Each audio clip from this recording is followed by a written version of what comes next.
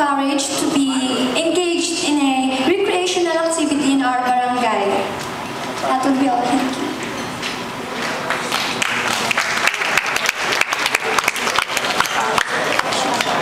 Thank you so much, Miss San Luis. Let's have Miss Masantol.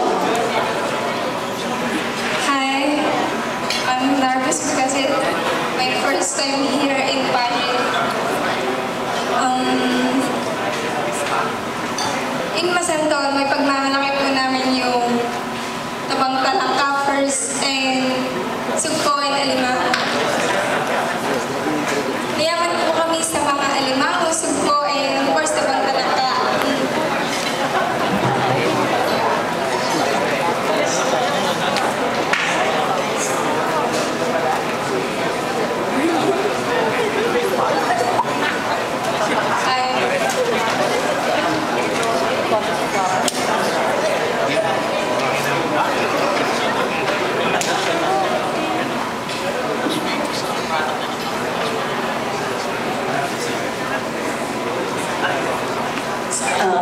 Kung commercial model ka ng Masantol, paano mo i-endorse yung sinabi mong taba ng taba?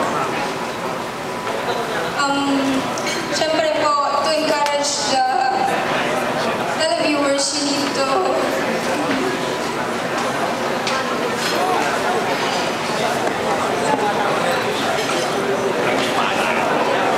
Okay, let's just make things easy here, okay? Kasi alam niyo po, hindi po ganun kadali maharap po sa mga distinguished friends from the media. Okay, darling. So, kung halimbawa nagkataon, ikaw ay endorser daw ng taba ng talangka. Paano mo siya advertise? Baka nanuming, ibenta karela, bato makonvince lang sali ka ng taba ng talangka ngayon ito. Nanong natin ka ng talangka? Nanong ito? Sige. Sige. Don't feel so nervous. Everything will be okay. Sige. You may. You may wish to talk in Kapampangan, Tagalog, English. Feel free. Siyempre po yung introduce ko yun dahil first, pag-look and look, yung Tabang Talangka, it's para siyang something na hindi kinakain, pero pag natikman mo, it's good. Non-stop na to. Non-stop na kapag inumpisa mo yung pagkain nito.